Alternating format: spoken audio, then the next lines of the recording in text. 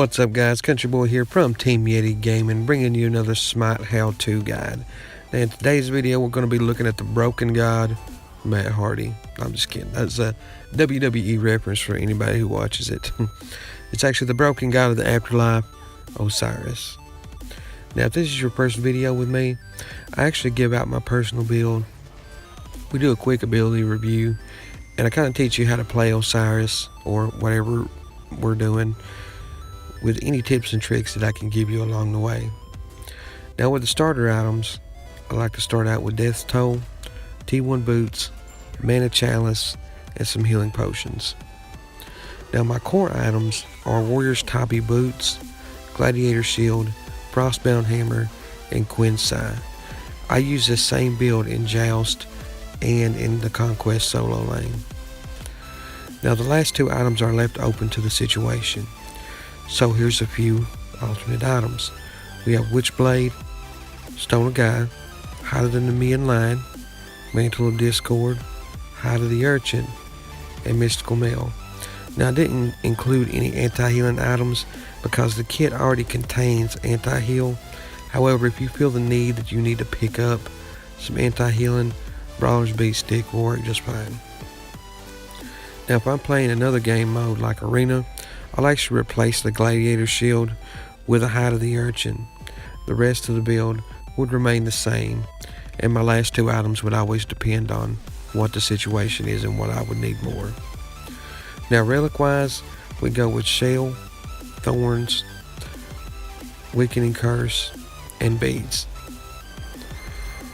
Now that we actually have covered the build, I forgot what I was saying, sorry about that. I want to go over his abilities.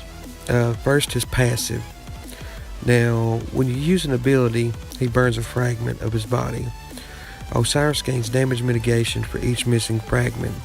Now, this will stack up to 8 times. After the 8th fragment is burned away, he becomes his spirit.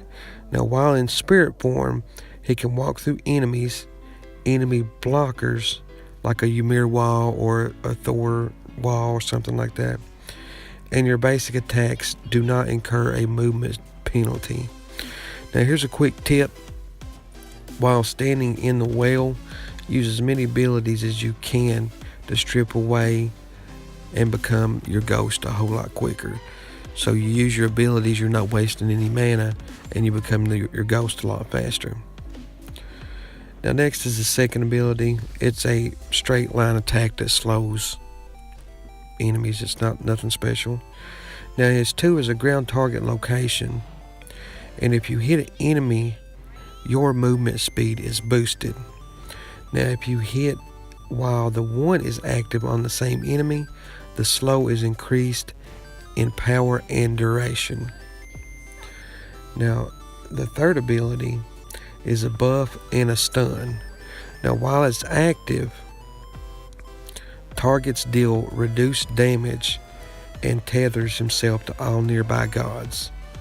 At the end of the duration, if any of an enemy is still tethered, they are stunned. Another tip there, if you're playing against gods with dashes and jumps, you want to try to let them use their dash or jump before you actually tether them, because if you tether them, they'll jump away and you'll lose that stun at the end. Now, his ult is a leap, dealing damage. Now, once he leaps, he sheds away the remaining fragments, and he reduces the healing for anyone that he hits. Now, that's the abilities, guys. Osiris is a bully god and is best played aggressive. You want to steal away as much XP as possible from the enemy team. You can single out a target with ease. A god with a low health pool don't really stand much of a chance against Osiris. What you want to do is just practice your 1 and your 2 and chaining them together. It will slow the enemy and give you enough speed to stay on target. Also, his ult is good for chase or escape. You just want to keep that in mind. Now, there's not many more tips for Osiris because he's a classic bruiser. There's nothing flashy about him. Besides, he's the #1 pickup for the solo gameplay. I hope you enjoyed the video, and I hope I see you in the next one.